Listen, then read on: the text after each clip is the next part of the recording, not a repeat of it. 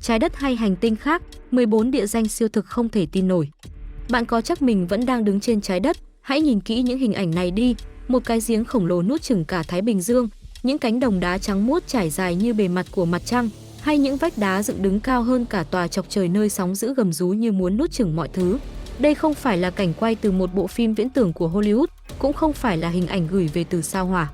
Đây là thực tại. Hôm nay, Cõi Lạ TV sẽ thực hiện một chuyến hành trình xuyên qua những tọa độ bất khả thi nhất hành tinh, trái đất hay hành tinh khác. Hãy cùng mình khám phá 14 địa danh siêu thực đến mức không thể tin nổi ngay sau đây.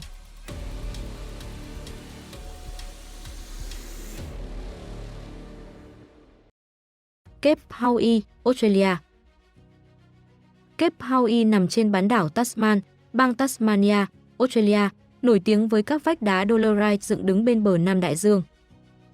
Những cột đá thẳng đứng này cao tới khoảng 300 mét, tạo nên một trong những cảnh quan ven biển ấn tượng nhất khu vực.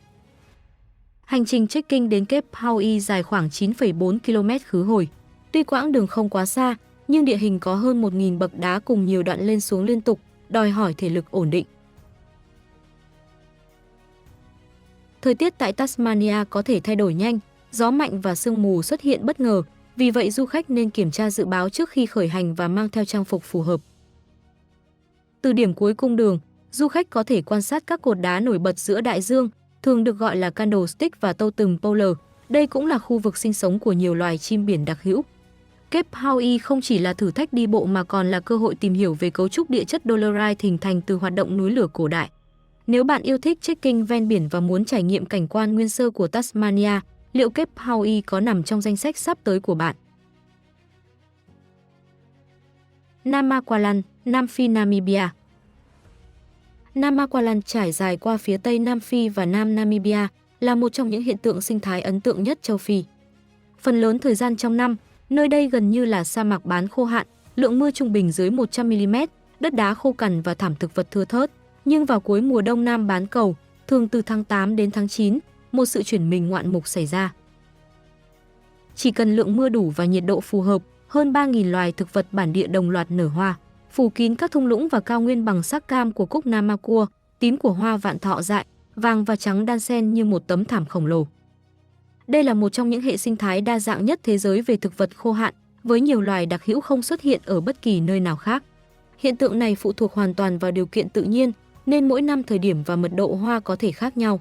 Nếu đến quá sớm hoặc quá muộn, bạn có thể chỉ thấy một vùng đất yên tĩnh như bao ngày thường. Bạn sẽ chọn đứng giữa cánh đồng hoa rực rỡ hay chụp ảnh toàn cảnh từ trên cao để thấy sự tương phản giữa sa mạc và sắc màu. Nếu có cơ hội ghé thăm, bạn muốn trải nghiệm Namaqualand vào mùa nở rộ nhất chứ? Naza, Bồ Đào Nha. Naza là một thị trấn ven biển miền Trung Bồ Đào Nha, nổi tiếng toàn cầu nhờ những con sóng khổng lồ xuất hiện vào mùa đông. Điều tạo nên hiện tượng này là hẻm núi ngầm Naza Canyon, dài hơn 200 km và sâu gần 5.000 m ngoài khơi Đại Tây Dương. Địa hình đáy biển đặc biệt này giúp tập trung và khuếch đại năng lượng sóng khi chúng tiến vào bờ. Từ tháng 11 đến tháng 3, sóng tại Praia Zone Orte thường đạt độ cao trên 20 m trong điều kiện lý tưởng. Nơi đây đã ghi nhận nhiều kỷ lục lướt sóng thế giới, biến Naza thành điểm đến biểu tượng của môn thể thao mạo hiểm trên biển. Tuy nhiên, ngoài yếu tố thể thao, khu vực này còn thu hút du khách nhờ cảnh quan ấn tượng nhìn từ pháo đài São Miju Akanjo, nơi có thể quan sát toàn bộ mặt biển dâng cao như những bức tường nước di động. Chính quyền địa phương và đội cứu hộ luôn theo dõi điều kiện biển chặt chẽ, đảm bảo an toàn cho vận động viên và du khách. Nếu không lướt sóng, bạn vẫn có thể thưởng thức khung cảnh hùng vĩ một cách an toàn từ các điểm quan sát. Bạn nghĩ mình sẽ đủ dũng cảm để đứng gần bờ biển khi sóng đạt đỉnh, hay chỉ muốn ngắm nhìn từ xa và ghi lại khoảnh khắc ấy bằng máy quay?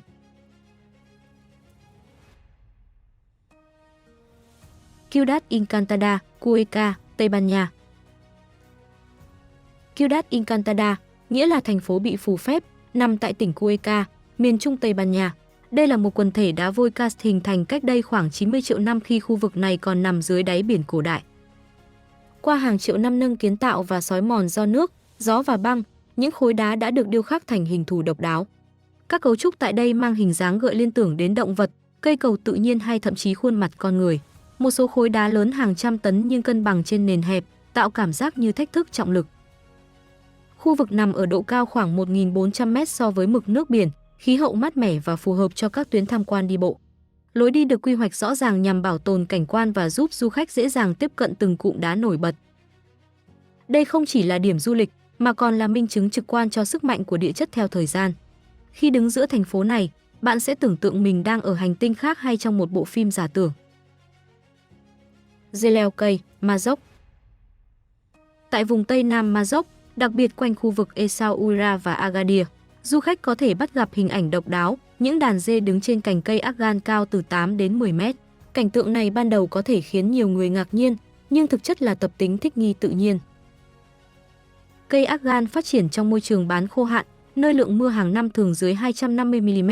Khi cỏ và cây bụi dưới đất khan hiếm, dê tìm đến quả argan, nguồn thức ăn giàu dinh dưỡng. Nhờ móng guốc chắc khỏe và khả năng giữ thăng bằng tốt, chúng có thể di chuyển linh hoạt trên các cành cây. Rừng argan hiện được UNESCO công nhận là khu dự trữ sinh quyển nhằm bảo tồn hệ sinh thái và hỗ trợ sinh kế địa phương, đặc biệt là ngành sản xuất dầu argan truyền thống. Nếu bắt gặp cảnh tượng này ngoài đời, bạn sẽ chọn quay video cận cảnh từng chú dê hay ghi lại toàn bộ khung cảnh sa mạc phía sau để thấy rõ sự tương phản.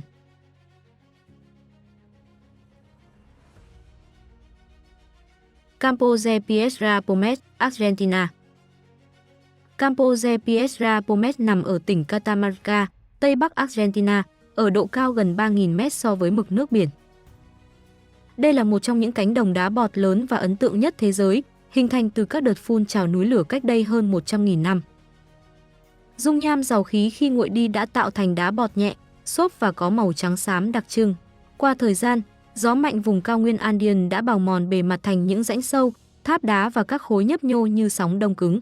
Cảnh quan nơi đây rộng hàng chục km vuông, gần như không có cây cao, tạo cảm giác siêu thực khi nhìn từ xa.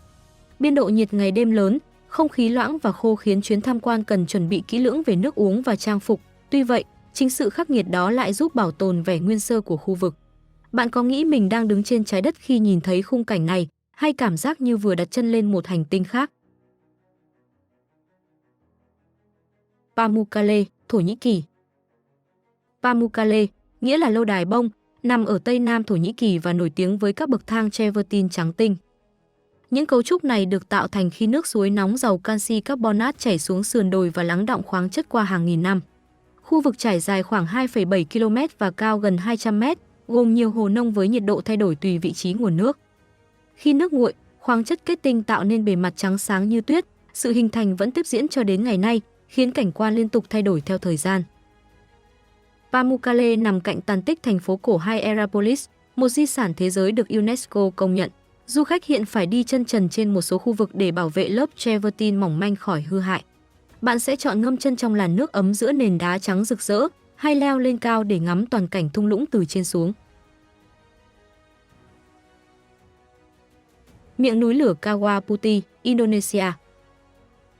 Kawah Putih nằm trên núi Patuha, Tây Java, ở độ cao khoảng 2.400 m so với mực nước biển. Hồ miệng núi lửa này nổi bật nhờ màu nước biến đổi từ xanh ngọc đến trắng sữa, tùy thuộc vào nồng độ lưu huỳnh, khoáng chất và điều kiện ánh sáng. Khu vực hình thành sau một vụ phun trào lớn vào thế kỷ 10, nước hồ có tính axit cao, độ pH có thể xuống mức rất thấp, vì vậy hệ sinh vật quanh hồ gần như không phát triển mạnh như ở các hồ thông thường. Sương mù núi lửa thường xuất hiện do khí sulfur bốc lên từ lòng đất, tạo nên bầu không khí huyền ảo nhưng cũng đòi hỏi du khách tuân thủ hướng dẫn an toàn. Nhiệt độ không khí tại đây khá mát mẻ, dao động khoảng 10 đến 15 độ C, khác biệt rõ so với vùng thấp của Indonesia. Khu vực đã được quy hoạch thành điểm tham quan có kiểm soát, với lối đi cố định nhằm bảo vệ nền đất và hạn chế tiếp xúc trực tiếp với khu vực có khí nồng độ cao. Kawah Putih là ví dụ rõ nét về hoạt động địa nhiệt vẫn đang tiếp diễn trên trái đất. Bạn đã từng thấy một hồ nước có thể đổi màu chỉ vì thay đổi hóa học tự nhiên chưa? Tuyến tàu Northern Explorer, New Zealand. Northern Explorer là tuyến tàu chở khách nối Auckland và Wellington, dài khoảng 681 km, đi xuyên qua trung tâm đảo Bắc của New Zealand. Hành trình kéo dài khoảng 11 đến 12 giờ, mang đến góc nhìn toàn cảnh về địa hình đa dạng của quốc gia này. Tuyến đường băng qua cao nguyên núi lửa Tongariro, nơi có 3 đỉnh núi nổi tiếng, Ruapu, Ngauruhoe và Tongariro. Đây là khu vực di sản thế giới được UNESCO công nhận nhờ giá trị tự nhiên và văn hóa của người Maori. Một điểm nhấn kỹ thuật quan trọng là vòng xoáy Zaurimu Spiral, giải pháp thiết kế từ năm 1898 giúp tàu vượt chênh lệch độ cao lớn mà không cần đường ray giăng cưa. Đoạn này gồm các khúc cua hình vòng cung, đường hầm và cầu cạn, thể hiện trình độ kỹ thuật đường sắt thế kỷ 19. Tàu được trang bị toa quan sát với cửa kính lớn và hệ thống thuyết minh, giúp hành khách hiểu thêm về lịch sử hình thành địa chất và văn hóa bản địa. Nếu có cơ hội chọn giữa máy bay và tàu hỏa để khám phá New Zealand, bạn sẽ chọn cách nào để cảm nhận trọn vẹn cảnh quan? Cột đá Oman ập Hoy, Scotland. Oman ập Hoy là cột đá biển cao khoảng 137 m nằm ngoài khơi đảo Hoy, thuộc quần đảo Orkney, Scotland. Cấu trúc này hình thành từ sa thạch đỏ cổ đại và được tách ra khỏi vách đá chính do quá trình xói mòn kéo dài hàng nghìn năm. Các cơn bão Đại Tây Dương liên tục tác động lên chân cột đá, khiến địa chất khu vực luôn trong trạng thái thay đổi. Theo các nhà địa chất, Oman ập Hoy chỉ mới tách rời hoàn toàn khỏi vách đá vào thế kỷ 18, nghĩa là đây là một cấu trúc tương đối trẻ về mặt địa mạo. Năm 1966, một cuộc leo núi được truyền hình trực tiếp từ đỉnh cột đá đã thu hút sự chú ý lớn tại Anh.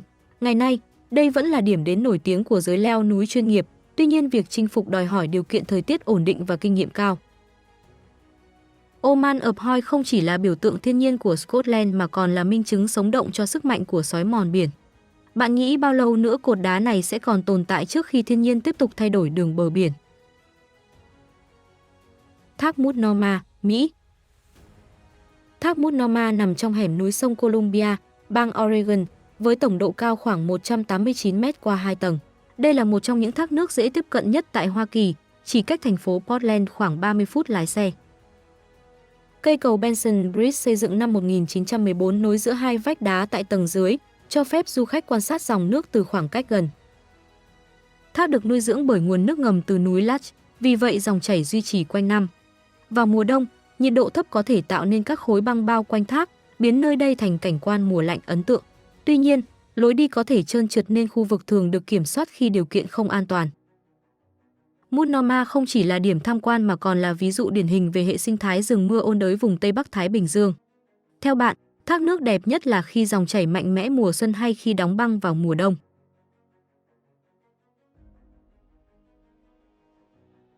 Giếng của thần Thor. Thor Gale là một trong những hiện tượng thiên nhiên độc đáo nhất dọc bờ biển Oregon, được mệnh danh là đường ống thoát nước của Thái Bình Dương bởi cách nó hút và đẩy nước biển theo nhịp thủy triều một cách ngoạn mục. Thor Gale nằm ngay tại khu vực Cook Cham trong khu bảo tồn Cape Perpetua Scenic Area, gần thị trấn Iachas và dễ tiếp cận từ đường cao tốc US 101. Về mặt cấu tạo, nó không phải là một giếng vô tận thực sự, mà là một lỗ hổng tự nhiên hình thành khi sóng biển bào mòn hang động dưới lớp đá bazan và khiến trần vách sụp xuống, tạo ra lối thông từ đáy hang ra mặt biển. Khi thủy triều dâng, dòng nước phun mạnh lên từ lỗ hổng này khiến cảnh tượng thật sự ấn tượng với những cột sóng và tia nước vọt lên giữa đại dương. Thời điểm đẹp nhất để ngắm Thor Gale là khoảng 30 đến 60 phút trước khi thủy triều cao nhất, lúc này nước bắt đầu tràn vào và hình thành những màn phun nước tự nhiên rất cinematic, lý tưởng để quay video đẹp với đường chân trời đại dương làm nền. Ngoài ra, khu vực xung quanh còn có nhiều điểm hấp dẫn khác như Spouting On, nơi sóng đẩy qua kẽ đá phun lên như mạch nước phun, và những bãi đá thủy triều với các sinh vật biển nhỏ như sao biển hay nhím biển. Lưu ý an toàn, địa hình đá trơn và sóng lớn có thể rất nguy hiểm nếu đứng quá gần mép, hãy giữ khoảng cách an toàn và chú ý bảng cảnh báo địa phương. Bạn đã từng thấy hình ảnh Thor Gale chưa? Bạn sẽ chọn góc quay từ trên cao hay sát mặt nước để tạo video cinematic? Hãy chia sẻ ý tưởng của bạn nhé! Vườn quốc gia các hang động Perucu, Brazil. Vườn quốc gia Cavernas do Perucu nằm tại bang Minas Gerais, Brazil, là một trong những khu bảo tồn địa chất và khảo cổ quan trọng của Nam Mỹ. Công viên rộng hơn 56.000 ha, bao gồm hẻm núi đá vôi được hình thành qua hàng trăm triệu năm xói mòn bởi sông Perucu. Đến nay, các nhà nghiên cứu đã ghi nhận hơn 200 hang động lớn nhỏ, nhiều hang kéo dài hàng km dưới lòng đất. Nổi bật nhất là Gruta do Janelao, nơi có những khoang hang cao trên 100 m cùng hệ thống thạch nhũ và măng đá đồ sộ. Một số cấu trúc cao gần 28 m, được xem là lớn hàng đầu thế giới. Điểm đặc biệt là các cửa sổ đá tự nhiên trên vách hang, cho phép ánh sáng chiếu vào tạo nên hiệu ứng thị giác ấn tượng. Ngoài giá trị địa chất, Perucu còn lưu giữ các bích họa tiền sử ước tính từ 9.000 đến 12.000 năm tuổi. Những hình vẽ động vật và con người cung cấp dữ liệu quý giá cho việc nghiên cứu lịch sử cư trú sớm tại Brazil.